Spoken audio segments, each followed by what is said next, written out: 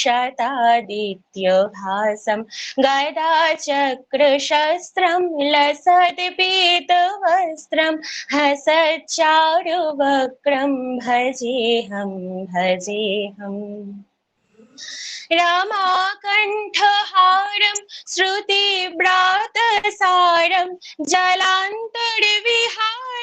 धराभारहारं चिदानन्दरूपं मनज्ञस्वरूपं धृतानेकरूपं